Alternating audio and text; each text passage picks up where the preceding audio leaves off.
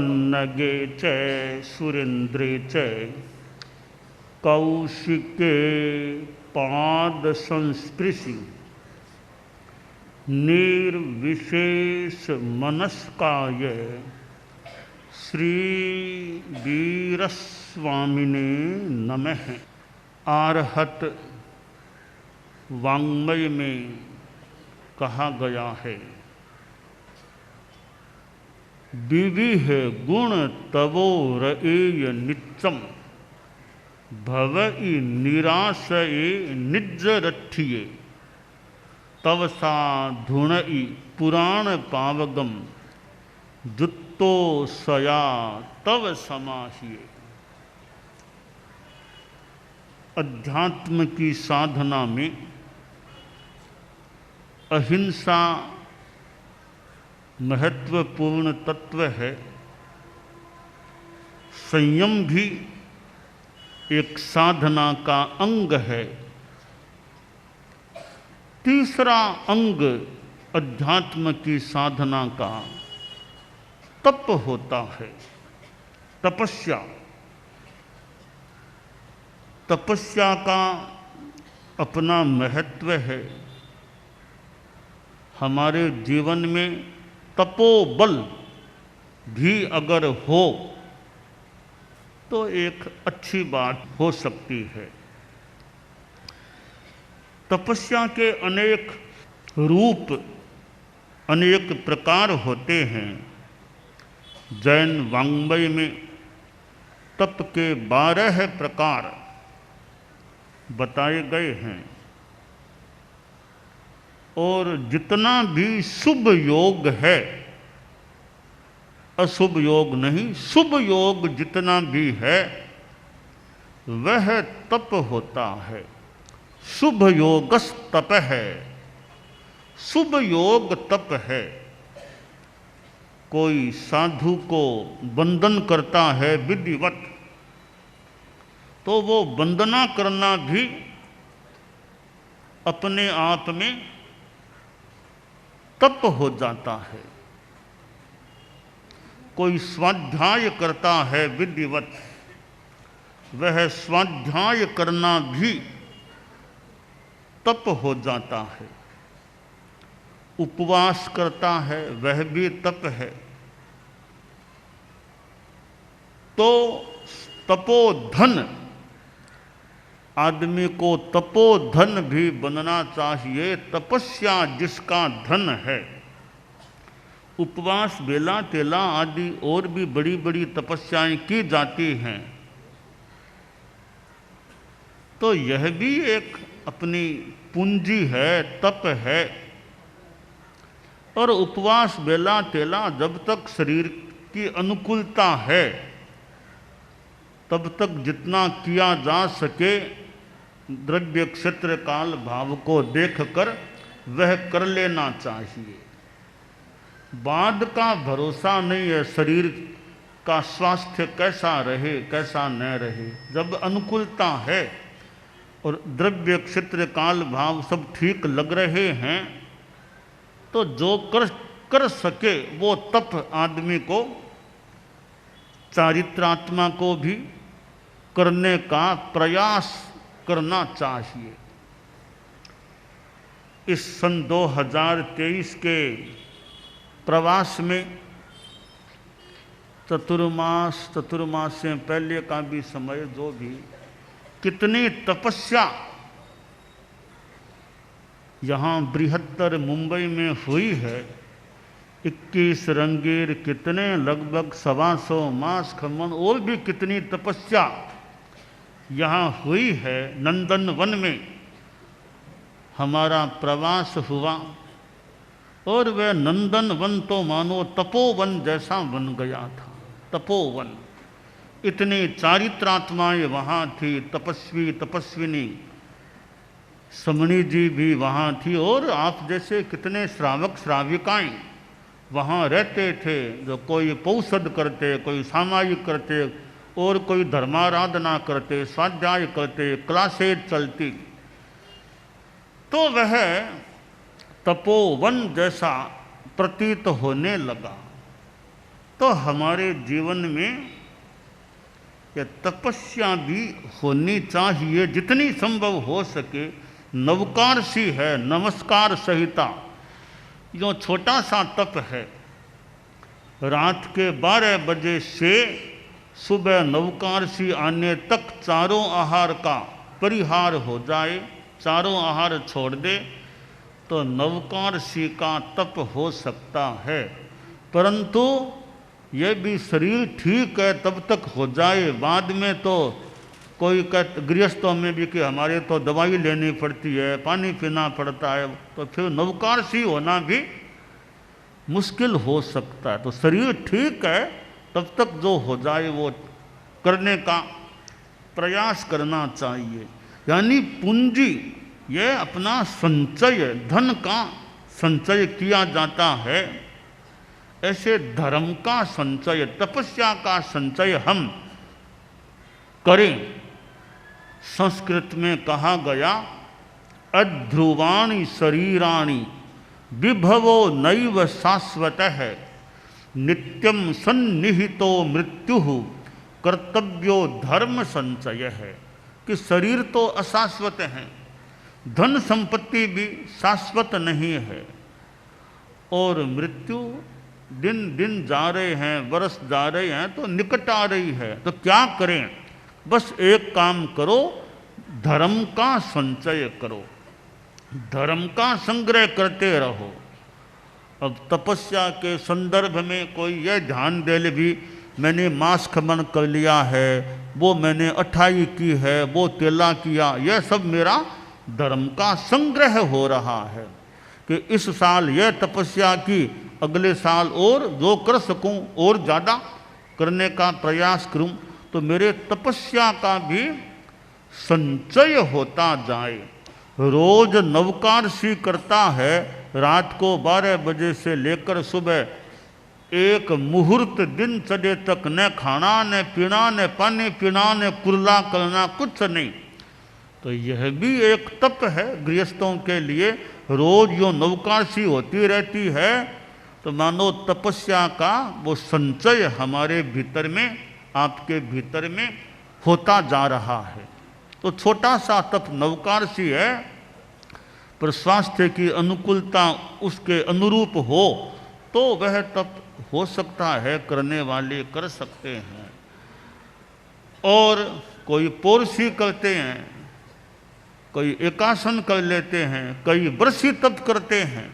तो वर्षी तप करना भी एक अपना तपस्या का संग्रह है।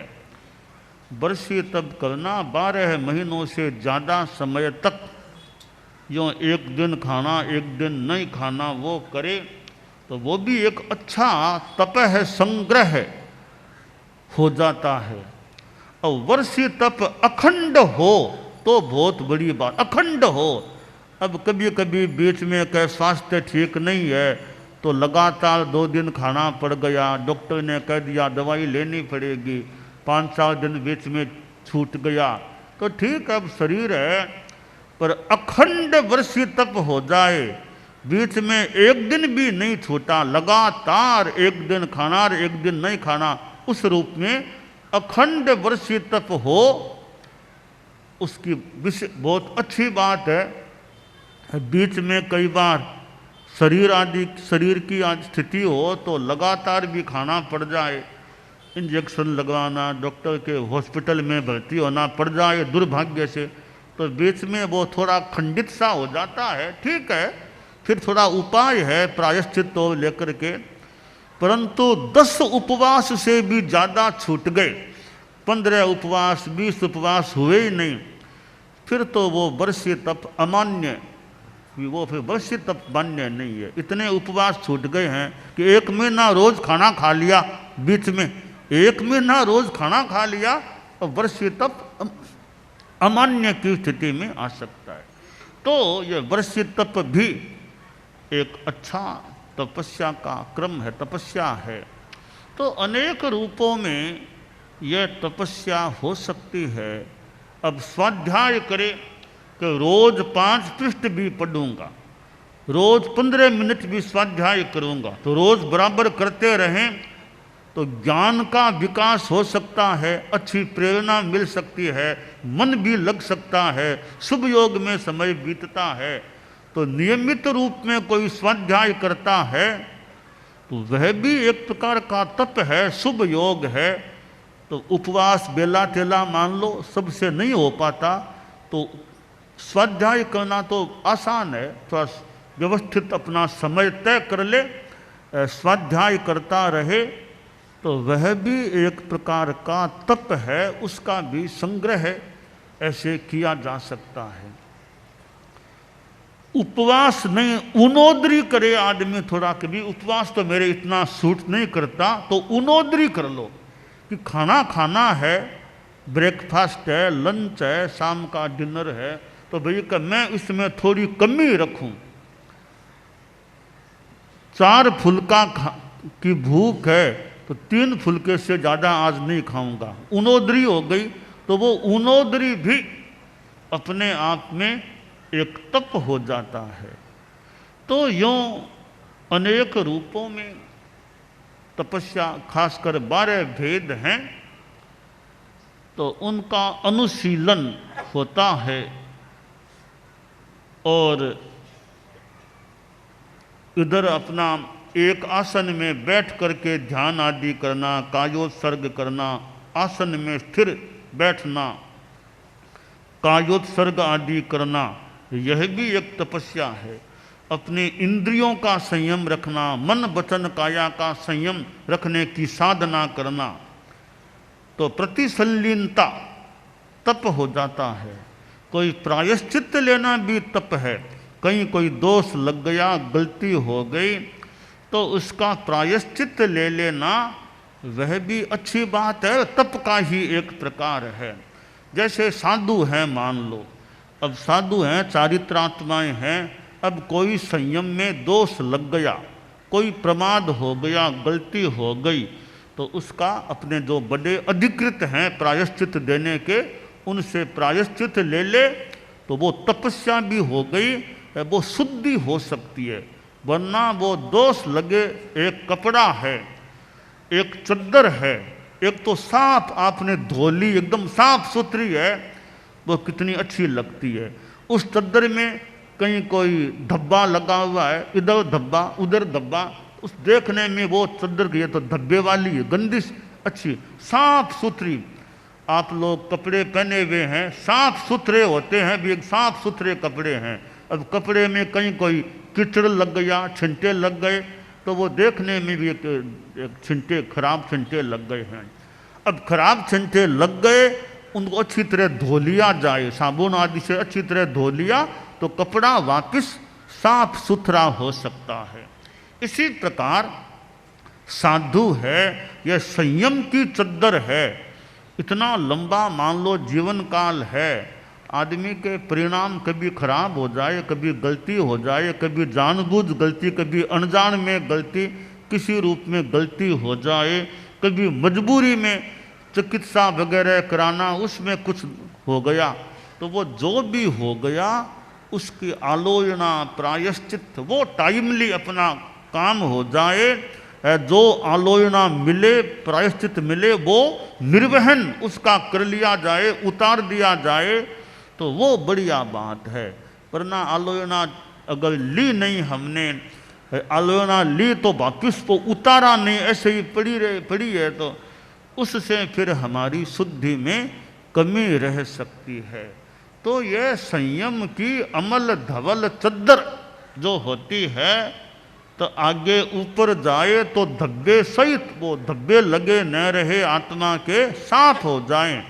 इसलिए मरने से पहले पहले अच्छी आलोचना अपनी कर ले, अच्छी आलोचना हो जाए कि मुझे जो भी दोष लगे हैं सब आलोचना ले लूं, साफ हो जाए, फिर आत्मा निर्मल होकर के ऊपर जाती है, तो वो एक अच्छा क्रम रहता है। इसलिए यह जो तपस्या है वो एक शुद्धि का उपाय है, शोधन उससे होता है। तो हमें यह अध्यात्म का जो मार्ग मिला है, और इसमें यह कन्फेशन कि अपनी गलती को स्वीकार कर लो। गलती को हम छिपा लेंगे बताएंगे नहीं जो हमारे अधिकृत हैं, कि वो उन्होंने पूछा तो भी हमने गलती छिपा ली, बताई नहीं, झूठ बोल गए, कपट कर लिया, वो कर लिया। ये झूठ कपट करने से फिर हमारी शुद्धि कैसे होगी? वो गलत दोष लगे रह जाएंगे, पाप लगा रह जाएगा। तो बाद फिर आदमी कभी तो जीवन का समापन हो जाता है, वो साथ में पाप लेकर के जाएगा तो आगे फिर कठिनाई हो सकती है। इसलिए यहाँ की गंदगी यहीं छोड़ दे, यहाँ की गंदगी, इस जन्म की गंदगी यहीं छोड़ दे, वो बढ़िया बात है। वो गंदगी साथ में न जाए, इसके लिए आलोचना प्रायश्चित है, वो एक उपाय है। बस टाइमली अपना, मान लीजिए आदमी को 85 वर्ष आ गए, 87 आ गए, 83 आ गए, आदमी सोचे भाई जिंदगी में कहीं मेरे नियम त्याग व्रत कोई लिया हो, उसमें कहीं भांगा पड़ गया हो और कोई पाप विशेष लग गया हो तो मैं उसकी शुद्धि कर लूँ। ठीक है, और जीवन चलेगा तो चलेगा। एक बार अब इतने वर्ष आ गए हैं, मुझे याद है अमुक वर्ष में किसी की चोरी मैंने कर ली थी, किसी का सामान चुरा लिया था, किसी का पैसा दबा लिया था, ऐसा कुछ किया था, तो भी अब मैं ठीक, गलती हो गई सो हो गई, अब उसकी शुद्धि तो करूं, प्रायश्चित कर लूं। या मैंने किसी पर झूठा आरोप लगा दिया था, किसी को न्यायालय में फंसा दिया था, यह भी मैंने पाप किया है, तो मेरी अब शुद्धि हो जाए। जीवन की मेरी समापन की स्थिति से पहले पहले जो भी मुझे छल कपट झूठ चोरी जो भी दोष लगे हों तो वो मेरी शुद्धि हो जानी चाहिए, गंदगी साथ में नहीं जानी चाहिए। आत्मा निर्मल होकर के जाए तो वो आगे का रास्ता भी फिर प्रशस्त रह सकता है। तो यह तपस्या है, इसका भी अपना महत्व है। संयम और तप, नए सिरे से मेरे कर्मों का बंधन न हो, यह हम ध्यान रखने का प्रयास करें। बाकी तो इंसान है, पूरा गलतियां भी हो सकती है, पर अपना प्रयास यह करें भी कि नए सिरे से कोई पाप न लगे, पुराने लगे हुए पाप हैं उनका मैं शुद्धिकरण करने का प्रयास करूं। तो परम पूज्य आचार्य भिक्षु और परम पूज्य भगवान महावीर, हम भगवान महावीर से जुड़े हुए हैं, और यूँ धर्म की जो कई बातें हैं वो कहीं देख लो, अन्य धर्मों में भी देख लो तो तपस्या की बात, संयम की बात, कन्फेशन की बात, ये कई चीज़ें और धर्मों में भी, यानी कई बातें समान सी है कि किसी दुकान में जाओ यह चीज़ वहाँ भी मिलती है, वहाँ भी मिलती है, तो कई चीज़ों में समानता है। किन कुछ कुछ बातों में, अनेक दर्शनों में, धर्मों में असमानता भी मिल सकती है। तो बहुत कई बातों में समानता है कि भाई झूठ मत बोलो, यह कौन नहीं कहता। चाहे जैन के पास जाओ कि बौद्ध के पास, यह कौन कहेगा भी झूठ बोला करो, यह कौन सा धर्म कहेगा खूब झूठ बोला करो, खूब चोरियां करो, कौन धर्म कहेगा। तो कई बातें अहिंसा, सत्य, अचौरी आदि हैं, वो विभिन्न धर्मों में हमें प्राप्त हो सकती है। तो हम लोग जैन धर्म से जुड़े हुए हैं, और जैन वांग्मय में, जैन धर्म में भी हमें यह तपस्या की बात मिलती है, समता रखने की बात मिलती है, संयम की बात मिलती है, अहिंसा की बात मिलती है, मैत्री रखने की बात मिलती है, बैर मत रखो, बैर नहीं, ये बात हमें मिलती है। तो कितनी पुनर्जन्म की बात हमें जैन ग्रंथों में, जैन शास्त्रों में मिलती है। तो यह हमारा मानो सौभाग्य है, हमें अच्छी बातें जानने को मिलती है, अच्छी बातें सुनने को मिलती है, अच्छी बातें पढ़ने को मिलती हैं। तो बहुत बढ़िया बात है, हमें अच्छी चीज़ें मिलती हैं। उन अच्छी चीज़ों के अनुसार हम जीवन पर ध्यान दें।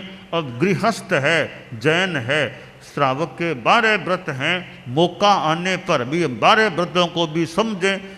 एक वर्ष के लिए लें, भले 12 व्रतों को भी लें, फिर आगे कभी सुमंगल साधना को भी अपनाने का प्रयास करें।